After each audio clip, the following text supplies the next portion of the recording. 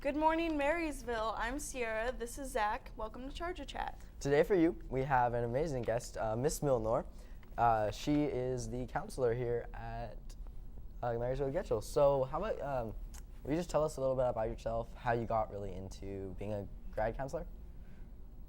Okay, I've been a grad counselor here at Marysville, actually at Marysville Getchell and Marysville Pilchuck for about the last 5 years. And I didn't set out to be a graduate, it's called an on-time graduation counselor.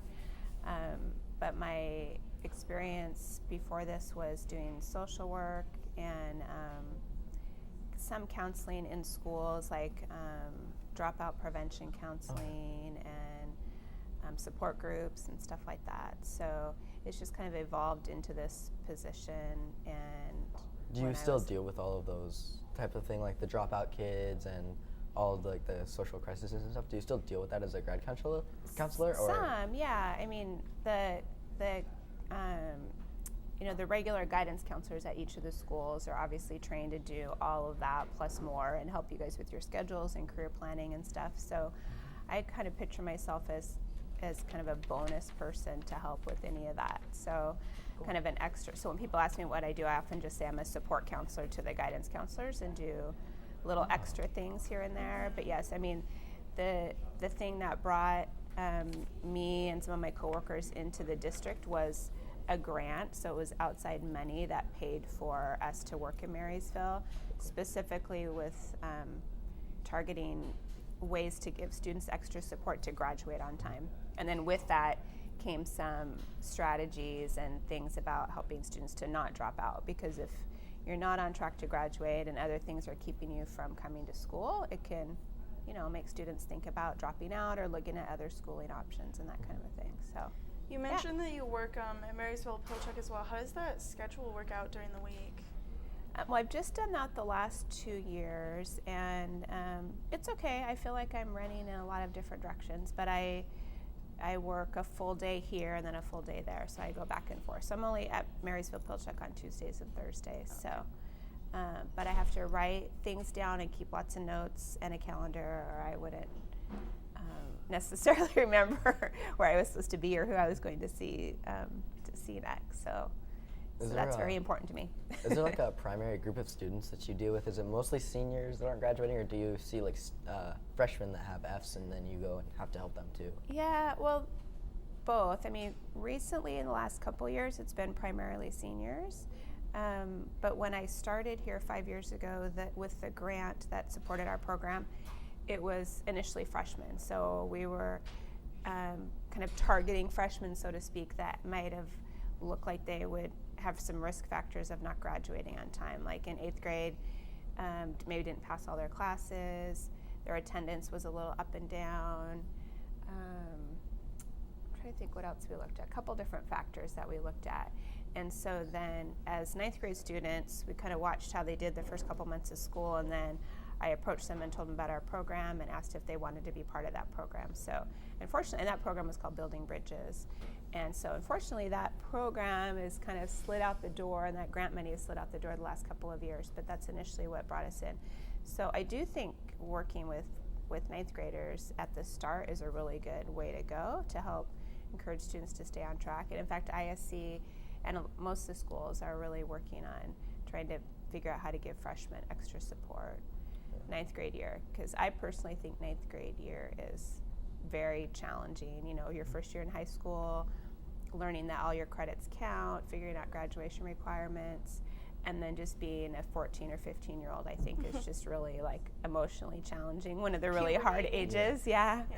And so just trying to figure out who you are and where you fit in. And so I think there's all kinds of reasons to give 9th graders as much support as we need. I love that the schools do mentoring and kind of the big brother, big sister programs. So I really like to see that too, because I think 9th grade can be a tough year. So, but the last couple years it's been, because those students move through over the last 4 or 5 years, my focus has been on seniors. So, but this year between Getchell and MP, it's a mix. I work with all grades of ages of students. So. Cool. Working with like a mix of all these different students, how many different types of students do you get, and like how do you deal with how different they all are? I don't know. That's probably my favorite part. I mean, I think that's what steered me towards kind of social work kind of work, because I enjoy doing that and I don't get really hot and bothered over a whole lot of things, or, you know, I'm hopefully if students are in some kind of a crisis, I think probably like all the guidance counselors here, they're kind of naturally kind of like that, you know, and then also then there's extra training to kind of teach you about how to, you know, calm people during crisis, figure out a plan, come up with a solution, you know, take care of the really important emergency safety things, and then kind of focus down to, oh, it's a breakup with a boyfriend isn't going to be life or death over, you know, some other crisis. So I'd say part of it was just my personality, and then of course, you know, training over the years with school. So with all the different types of students, what kind of things do you deal with on a daily basis? On a daily basis, well, gosh, probably the biggest thing right now is we're talking and meeting with seniors and kind of rechecking their graduation plan. Really is a big part of my day right now. Double checking credits, test scores. Now we're talking about senior presentations, which have changed this year too. So just, you know, it's March, so we're getting down to that, you know, 11th hour. So that's been a big part of my day. And then, you know, supporting freshmen too. There's some, especially, you know, MP this year, we're doing some extra work and support for freshmen and all the students at MP. And then here on campus too. But I'd say a big chunk is seniors, so yeah. Of all the seniors that you've helped, like what maybe percentage have actually like graduated and gotten everything up for them to graduate? Well, I mean, there's kind of some interesting percentages. I mean, when our program started with those 9th graders I was telling you about with Building Bridges, kind of the stats, so to speak, on those kids, which, I mean, I kind of always take that stuff with a grain of salt, but those students, based on these risk factors, had about a 25 to 50% chance of graduating on time. So those were probably, without interventions, the students that would be that 20% that don't graduate. Marysville runs usually somewhere between 70 and 80% graduation rate. So, and it's pushing higher. There was some change in how that was calculated a few years ago, so that changed. But in that Building Bridges program, for instance, we got those students with those supports up to kind of the average Marysville graduation rate. So it was about a 70% graduation rate for those high-risk kids. Yeah. I don't really even like to call them that because I don't think it's kind of a funny term, but the ones that maybe had obstacles that were going to get in the way to keep them from graduating on time. So we brought that kind of higher risk group of not graduating on time kind of up to close to the norm, about 70%. And then the cool part about our program, though, too, is then we provide a follow-up to those students. So, and to all the students at Getchell and MP. So if students didn't graduate last year on time, the seniors, part of my job was then to follow up with them if they didn't come back and return as a 5th-year senior. Make sure they had just resources and information about other ways they could finish up their diploma, because there's really quite a few resources out in the community. So, yeah. So theoretically speaking, if I was like a freshman and I was failing classes, what kind of things do you go through to get me up and like boosted? Well, so I would just probably meet with you individually and kind of look at your grades and talk about what's going on in each of your classes and see if is it attendance that's impacting your grades. I mean, that's a big one sometimes, and if it is attendance, just kind of talking to the student about what's going on, what's keeping them from getting to school on time, and it can be all kinds of things. You know, it could be not a consistent alarm clock, or missing the bus by 2 minutes and then not having a ride because they're a parent or parents at work. I don't know, health issues, or maybe depression, getting out of bed, or, you know, it can be all kinds of things. It can be nothing, just be that they don't like school or don't like their first period class, or so just kind of ask questions, listen, try to troubleshoot, come up with a plan, kind of poke around to see what their motivation is for being at school and graduating, because you need to have that motivation to want to finish high school. If you don't really even care if you do, if something's keeping you from being excited about just coming here and getting through school, then trying to tackle that issue. So just asking questions and kind of getting at the bottom of it. And then just even educating students on checking Skyward, honestly, because Skyward's such a good tool. So I would look at like the percentages in their classes. So if they had a bunch of Fs, but they were all like 55%, you know, and close to getting at least to D in passing and moving up a little bit, then I might look at, you know, what's the hard part about that class? Is it getting the homework turned in, or is it the tests? Some students say, I do great on homework and then I bomb tests. Other students say, I'm terrible on my daily work. I don't get it turned in on time, but then I get A's and B's on all the tests. So just kind of talking about those things and trying to figure out what's going to work for that student to get that, you know, the grade up to passing, make sure they're learning what they need to be learning to, you know, succeed in school and pass all of their state tests. Maybe talk to teachers with students or encourage them to talk to teachers. As freshmen, I think that can be especially intimidating sometimes for some personalities to even go talk to a teacher. So I'll offer to go with students sometimes if there's something that they just need to ask a question about, some big missing assignment, and they are like, I don't want to talk to, you know, to the teacher. Yeah. So I will try not to do it for them, but just kind of go alongside with them and go with them. Yeah. So Do you see yourself helping females or males more? That's a good question. It seems fairly equal, but I don't know.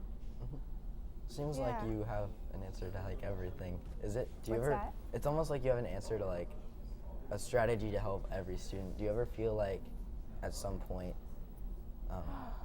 you're almost like a superhuman type of person because you always can help everyone and deal with all of the different problems that you have? Well, A superhero. Well, I think it's so funny. I thought you were going to ask something else, like, what do you do when all the strategies don't work? Because I was like, So no, I don't.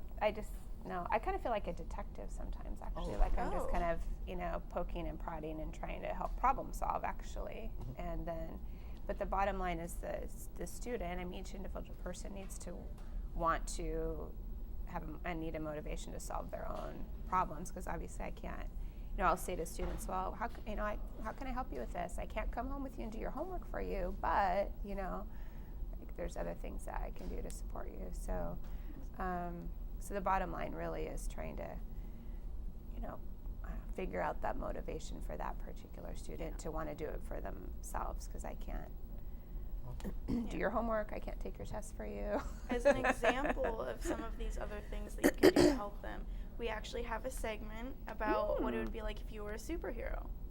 So we're going to cut to that. Okay. So we'll be back in a minute. Okay.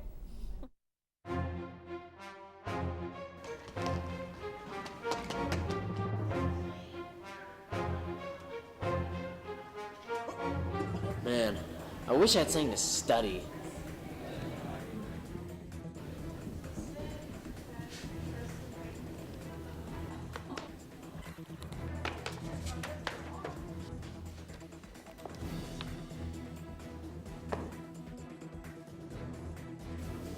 I don't understand this test like at all.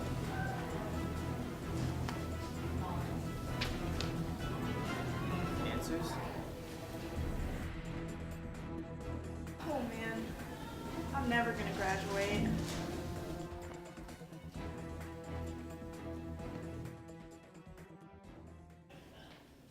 So then we're back. Oh, so hey. That was cute. I'm Zach, and I'm this Sierra. is Sierra, and we're here with Miss Milnor. She's the graduation counselor at Marysville Pilchuck and Marysville Getchell.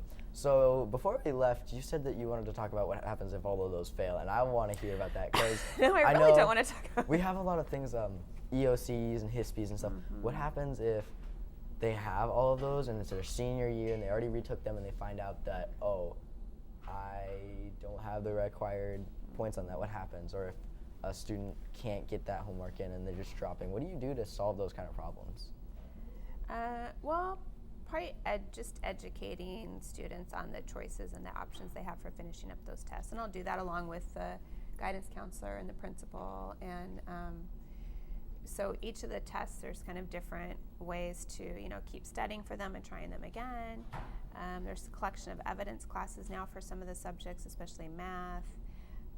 For the reading and writing HISP, well, there has been, and that's changing to the SBAC now, but there's been a makeup test over the summer that students can take. So it's just, letting them know there's options. Actually, you can take the SAT test also and pass the different portions of the SAT test to substitute for state testing. So just informing them that it's not, the end. You don't throw in and I always tell that to students, if you get to June, you're trying really hard to get to graduation and you're one credit away or one test away, please don't throw in the towel. You're this close and there's ways to get it done, hopefully over the summer or early into the fall, and you can still have that Even diploma. if they don't have like the required, or say they're just missing one credit, can they still walk with their senior class and then get their diploma later?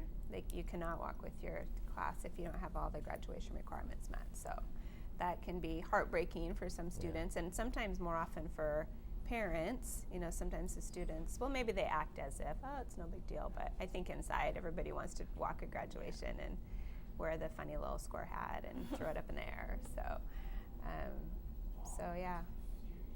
What is it like when you get to see all your students, the seniors especially, get to graduate? What does that feel like for you? It's awesome. Actually, I went to my first graduation ceremony just a couple years ago, and I was surprised how fun it was, actually. Mostly just because the students are so excited, and that they know that they've, especially the students that I've worked with or know a little bit. I know how hard they worked to get there, and a lot of them overcame various obstacles in their life, and sometimes just obstacles outside of school. Those are the things that keep them from maybe getting to school on time and doing homework at home, and so it's really fun. Yeah, I'm looking forward to this year. Do your students run up and hug you afterwards? They're like, Miss Milner. I get some hugs along with many of the teachers and the guidance counselors too. Yeah, for sure. Do teachers ever come to you with specific students, like, hey, you should probably help this student, or is it mostly you like checking everyone's grades, like, okay, so this person is doing this and this, so I need to pull these people? Actually, a lot, yes. Staff and teachers will oftentimes give me names of students, for sure, because ultimately the guidance counselor at each school, and the principal are kind of responsible for those students and checking all that stuff. And so if I definitely get names from principals and teachers and counselors for asking to give a little extra support to students, especially now that our official Building Bridges program is kind of gone, so to speak. So yeah. Why did the Building Bridges program, why was that kind of discarded or discontinued? Well, it was money, essentially. It was a grant. It was a federal grant that so our director essentially wrote. I don't know if you know much about grants, but there's money out there. They say we want to use money for this type of a thing, and then you write a proposal for it. Mm-hmm. And so we did, and it was. I don't know at the time if it was time limited, but I think it was meant to be like a 4 or 5 year grant. So we were hoping with the success that maybe we could do it again, but it hasn't happened yet. So, but we'll see. We're always kind of looking to see. Is there any way that you're trying to bring it back, or are you trying to move forward and find a new program that could be just like the Building Bridges program? Yeah, well, probably a little bit of both. I mean, I can always keep my ears. That's not necessarily my area of expertise, like grant writing, but I do kind of keep my ears, and coworkers, we keep our ears and eyes open for stuff like that. And so this year has been a little bit of a transition year because there's a little bit of the grant money left, and then I'm doing other things for the district too. So like the online, I don't know, I think you and I maybe talked about this, but I supervise like online credit recovery classes for students. So and that most of the schools have. The other thing our program has done for the district since we started with the Building Bridges program is phone calling and sending a letter to any student who has dropped out or left school, left Getchell or MP, and they haven't registered at another school or another district. So they look kind of in the skyward as the student who's dropped out because no other school has said, hey, they're with us, and send their records our way. And so part of my job is to reach out to those students and families and to make sure that they have information about next steps for school and to see what's going on. So that can be, probably a couple hours of my week I spend doing that. So that's still happening too. You seem very busy. Like, how does that all work out? Do you ever get hectic, stressed out because of it? Yeah. I keep lists. That's my. I try to share that strategy with students. Is that really because you guys have 6 classes to balance, so that's a lot of things to, keep in mind and keep organized. So I know you're a lot younger than me, myself, and teachers here, so we all, most of us keep calendars and lists, but so I don't know if it's as you get older you need to do that more, but I think it's just kind of the busyness too. I think, like I said, keeping 6 classes organized and, job and volunteer things and church things and your outside of sports. Mm-hmm. Yeah. To keep it all organized. So, yeah, so I keep lists and, yeah. Do students ever come back to you, because after they graduate, and do you get to see them go to college, or if they do go to college, do they ever come back and talk to you about that, or do you get to check up on them at college? I do, actually. And I with the Building Bridges grant program, part of the kind of requirement, and fortunately it was something we wanted to do, was to follow up with students for a year after they left school. So that's been a really exciting piece for me, is to help students with even applying for a financial aid and kind of navigating that process, which is can be kind of a hairy process sometimes. And then, yes, helping them take those first steps for college. I'm a big advocate for Everett Community College, and so I know that, and I've kind of learned along with students. So now if students come to me, it's like I know the steps you need to do for Everett and how to get around up there, and which schools have certain programs. So try to give, kind of hope and direction to students that maybe barely made it to graduation, and they're like, well, I can't go to, UW or Western at this time anyway. They could potentially down the road, but they couldn't go straight into university from high school, maybe because of their GPA or something, but that they could go to, EVCC or Skagit or Edmonds or somewhere first. And I also look often at like shorter term training programs too, like maybe a 1-year certificate or a 2-year program. Sometimes if you barely get through high school, the idea of going, back to college for more school, students kind of look at me like, really? And so trying to find, what you like to do and, take maybe that next little baby step. What are some of the reasons why kids aren't getting through high school all the way? Is there like a main reason, or is it mostly like you were talking about it earlier, like different home life type of stuff, or is it primarily just they hate school and they don't want to be here? I really haven't seen one thing. I think it's really individual. I do think attendance is a big one, so then whatever it is that might be impacting attendance for a student is big. I think, maybe a little bit of motivation or seeing that light at the end of the tunnel, thinking, that life is good after high school. Life can even actually, life's better after high school actually. And so to see that, that you have plans and, some kind of hope for the future and what they can, picture themselves doing. I think that if students can see that, that helps get through high school. And so I don't know if that's, I see that often, not all the time. And maybe just organization, getting stuff. I think a lot of times you guys have it up here in your head, then it's just getting it down on paper and getting it turned in and showing evidence of, what's going on in your brains. You need to show that evidence to the teachers so they can, know that you've learned what you need to learn and can, so no, I don't have one. I think it's pretty individual, really. Yeah. Based kind of off of what you've told us, what do you think of the phrase in your line of work, like, high school is the best years of your life? Like, how do you feel about that? Oh, wow, I just got through saying that I think life gets better after high school. Yeah. So I don't agree with that. I think that people have, good times, and a lot of people make really good memories in high school, but I don't know if you polled the adults in this building, most of them would probably say like, oh my gosh, high school or middle school, my goodness, So glad that phase is over, and adulthood, with it comes obviously lots of responsibilities and taking care of yourself, but then that I think is where that internal motivation can kind of kick in when you're doing it just for you. You're not doing it to please your parents or grandma or boyfriend or girlfriend. You're really having to do it for yourself, and so when you can make that flip.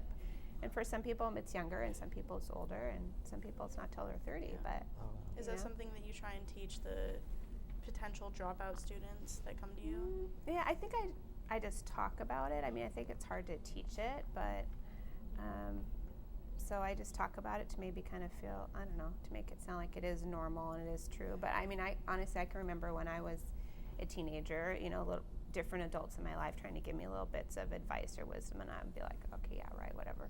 So, so I don't put too much weight in that. It doesn't hurt my feelings if it's going to go in one ear and out the other. But I do think it's true that, you know, this is a small little blip, you know, on your scale through life, and, you know, then that you can learn things from high school, whether you're, you know, a 4.0 student with, you know, in leadership and sports, you're going to learn things, and if you struggled to get there, I mean, we all learn things along the way. So when students drop out or don't, like, if you try to help them and you don't want them to help you, do you ever feel robbed of that? Like, robbed of the opportunity for them or for yourself to be able to help them? If they don't want the help? If they don't want the help, or if they're just like, they drop out and they're like, okay, I'm done, I can't do high school anymore. Yeah, I mean, I just feel kind of bummed for them, I guess.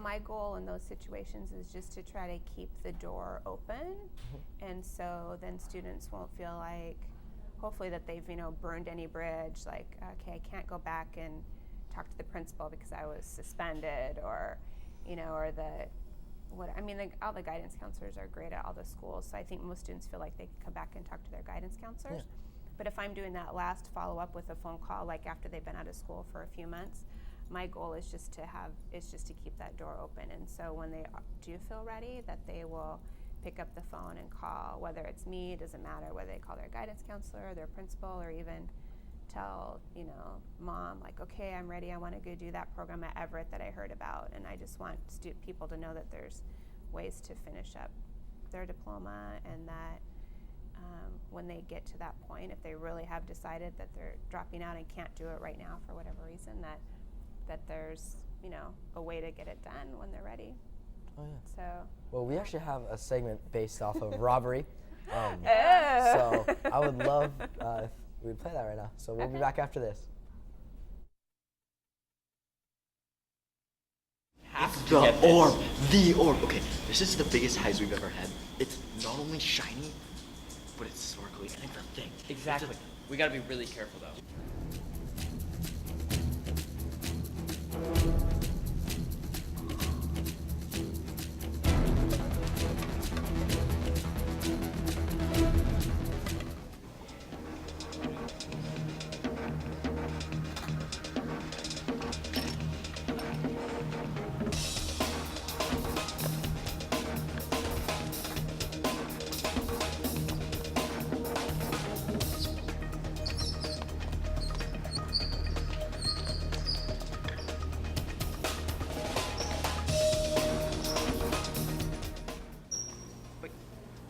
What are you wearing? What are you? Okay, I got the black shoes, okay.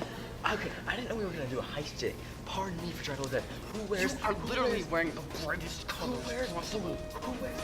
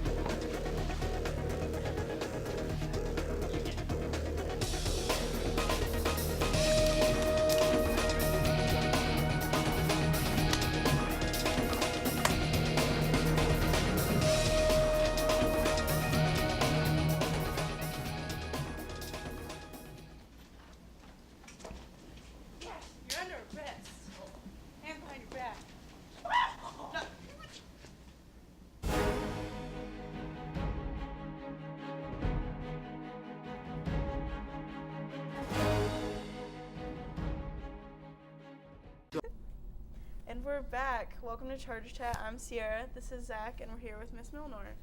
So, what would you say is the most challenging part, other than dealing with robberies, of having your job, being a grad counselor? Well, probably one of the challenges is what you asked right before the break, which was just, you know, feeling a little like, oh, what else can I do to, you know, really try to convince a student that, you know, dropping out isn't the best way to go. So that could be a challenge, but again, my strategy is just to try to keep the door open. I mean, I just have to kind of trust in that when they're ready, they'll come, you know, make a phone call. And then probably the challenge this year, and we've talked about it a little bit, is just I'm doing a lot of different things, like little bits of little things, and at 2 different campuses. And of course, Getchell is 4 little schools, so just keeping that all balanced as I'm feeling, pulled in a lot of directions, and I want to do a good job with each of the students that I work with and give them the time. And so sometimes I feel rushed, and I don't like that feeling. I want, each student to feel like, okay, you're important, and let's solve this problem. And but you also need to go back to class and learn your math. So, so that's probably one of the biggest challenges, I would say. It's just that, busyness, Well, Marysville, that's all the time we have for you. Thank you for tuning in. Thank you, Ms. Milnor, for being our guest. It's good to have you. So, have a great day.